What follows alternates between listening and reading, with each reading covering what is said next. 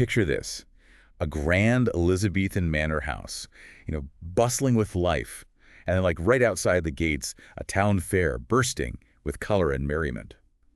But behind all the splendor, there's a shadow lurking, a mystery waiting to unfold. Ooh, sounds intriguing. It is. It's the death of Amy Robsart, wife of Robert Dudley, the Earl of Leicester.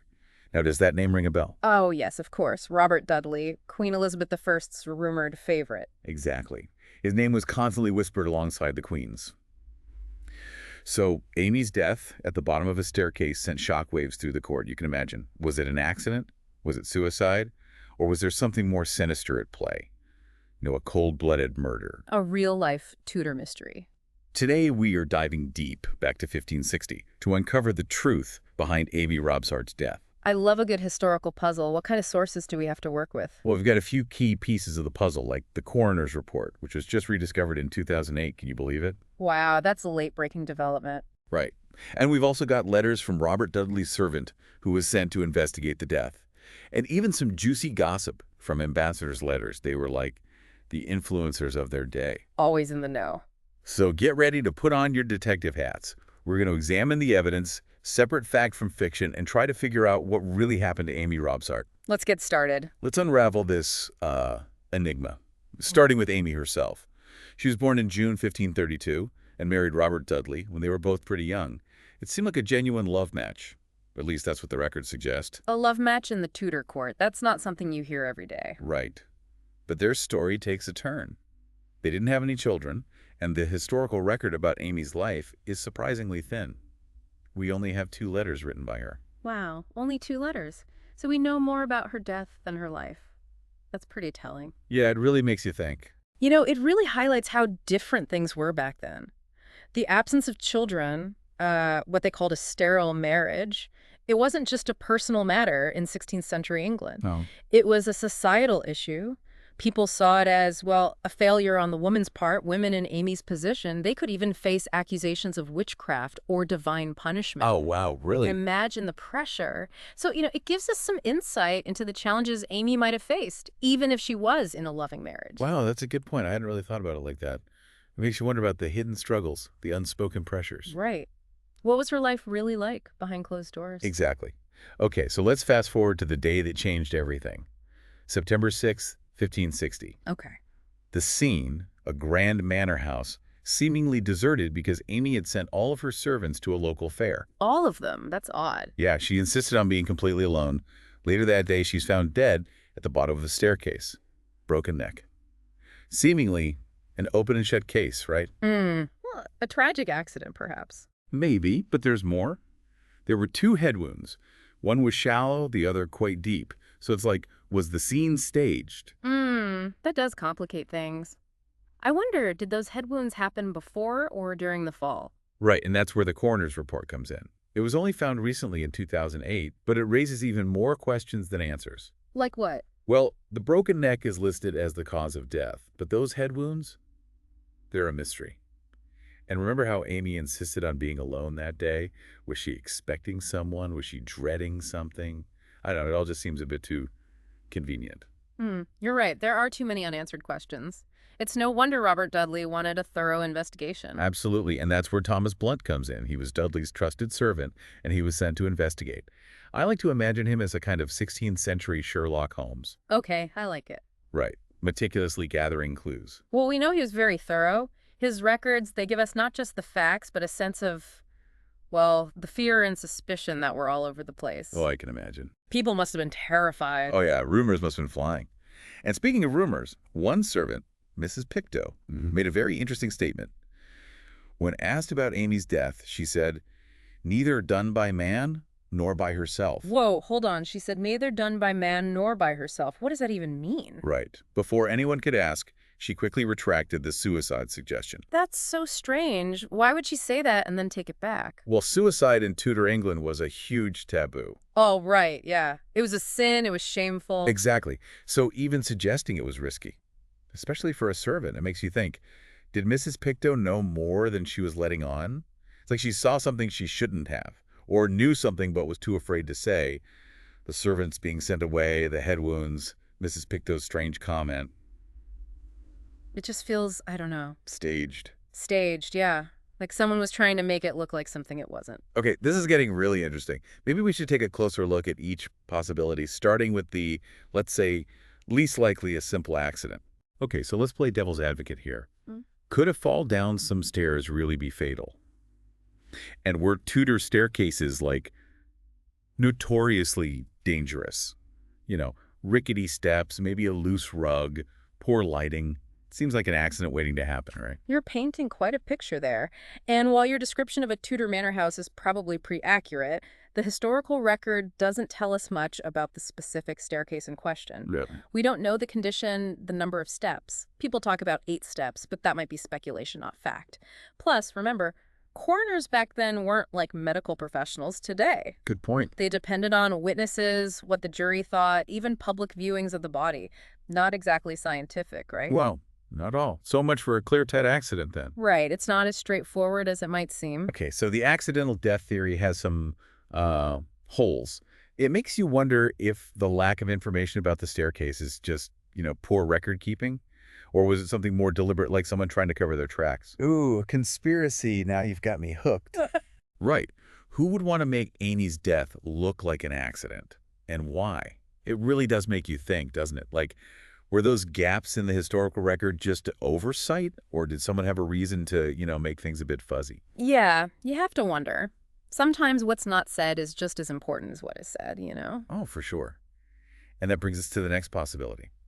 Suicide. Amy was isolated, maybe unhappy, and she couldn't have children. That must have been incredibly difficult for her in Tudor England. Could it have driven her to, To take her own life. It's a question historians have been wrestling with for ages.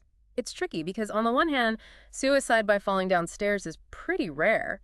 It usually points to a sudden moment of panic, not a planned thing. right, more of an impulse. Exactly. But then you have Amy sending all her servants away. That seems pretty deliberate, doesn't it? Like she was making a choice. It's almost like, those crime dramas where they say it's too perfect, it had to be planned. Yeah, exactly. And it's those inconsistencies that make it hard to believe it was a simple suicide. We can't rule out that Amy was deeply unhappy, but the details, the planning, it doesn't quite fit the usual pattern. It's like pieces of a puzzle that just don't quite fit together. So we're struggling with the accident theory. The suicide theory has its own problems. Yeah. That leaves us with the most, well, let's say dramatic possibility. Murder. Murder. What kind of evidence is there to support that, if any? Well, there are a few things that stand out. First, sending those servants away. That eliminates witnesses, right? Gives someone an opportunity. Then you have those head wounds. Could they have happened before the fall? Maybe a struggle, an assault? Ooh, like someone attacked her. Possibly. And then there's the political context. Amy's death, no matter how it happened, it really hurt Robert Dudley's chances of marrying Queen Elizabeth. So the question becomes, who benefited the most from her death? Okay, now things are getting really interesting. It's like a Tudor game of Clue. If we follow the power, who becomes the most likely suspect? Well, all signs point to William Cecil. William Cecil. As in Queen Elizabeth's top advisor, William Cecil. The one and only. He was known for being incredibly shrewd and completely dedicated to the crown. And let's be honest, he wasn't exactly a fan of Robert Dudley. He saw him as a threat to Elizabeth's power. In fact, there are records of him talking about Amy possibly dying before it even happened. And when she did die, guess who was in a better position? Cecil. But wait, hold on. Are we saying that he, orchestrated a murder?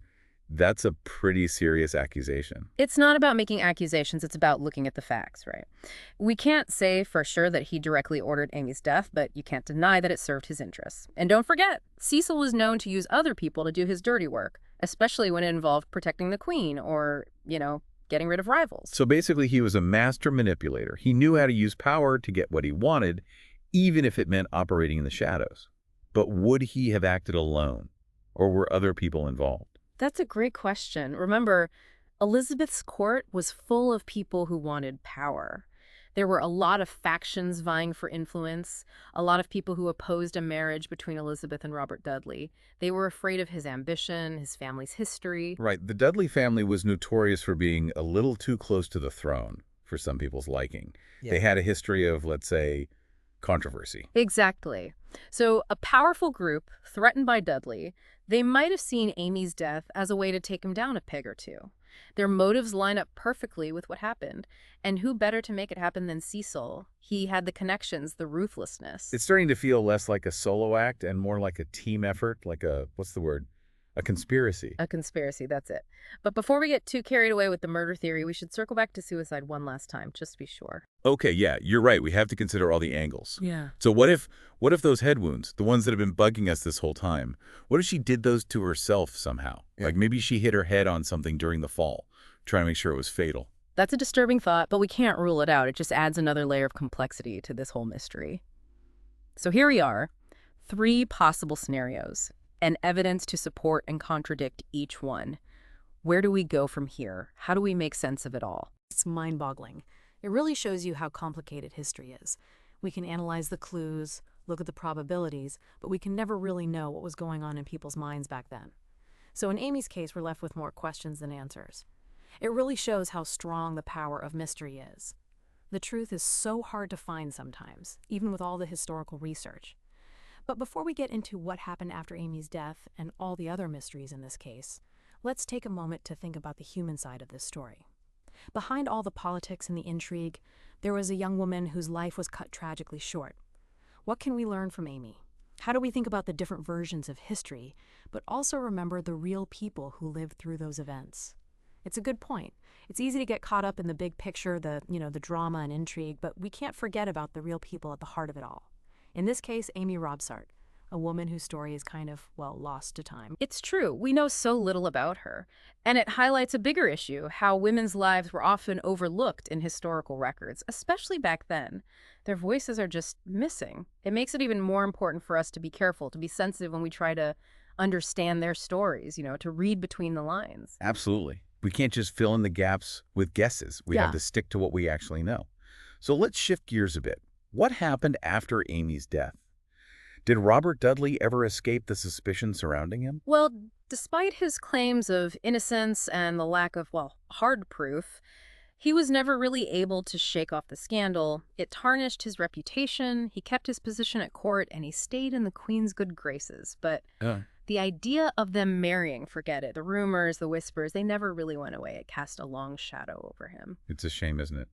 Whether he was involved or not, the timing was just terrible. It makes you wonder how Queen Elizabeth handled it all. I mean, she was known for being strong and in control, but this must have been hard for her personally. Oh, absolutely. But Elizabeth was a master at keeping her emotions in check, especially when it came to matters of state. She used that grief, that frustration, and she poured it into her role as queen.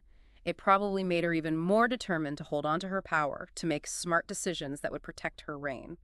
So you're saying that Amy's death and the whole scandal might have actually made Elizabeth stronger, more resolved to rule on her own. It kind of adds to the whole image of her as, the Virgin Queen. Exactly. Maybe all the tragedy and betrayal and all the political maneuvering that surrounded Amy's death, maybe it pushed Elizabeth to stay unattached, to put the crown above everything else, even her own happiness. Wow. It's kind of like history isn't just a bunch of events. It's a whole web of lives and choices all tangled up together. And we may never fully understand how they all connect. That's what makes it so fascinating. It really is. It reminds us that even the most powerful people, they're still affected by, fate, by the choices they make and the choices other people make. We started this deep dive asking, was it an accident? Suicide? Murder? But the more we've dug into it, the more questions we have. It's like peeling an onion. There's always another layer underneath. So what do you hope our listeners take away from all of this, from learning about Amy Robsart and her story? I hope they realize that history is complicated. It's not black and white. It's about understanding the nuances, the different perspectives. And I think Amy Robsart's story, even though it's full of mystery, it gives us a peek into, the human drama behind all the power and politics. It reminds us that even the people who are forgotten by history, their lives matter. Well said. It reminds us that history isn't just about dates and wars. It's about real people, their hopes and dreams, their heartbreaks, their victories. And sometimes it's about the mysteries that just never go away. It's been a pleasure, unraveling this Tudor-era mystery with you. Your expertise has shed so much light on a story that still fascinates people centuries later. And to our listeners, we encourage you to keep digging into the story of Amy Robsart. Check out the historical records, explore all the different theories, and come to your own conclusions. What do you think happened to Amy Robsart? Share your thoughts with us on our website or social media. Until next time, keep questioning, keep exploring, and keep diving deep into the mysteries all around us.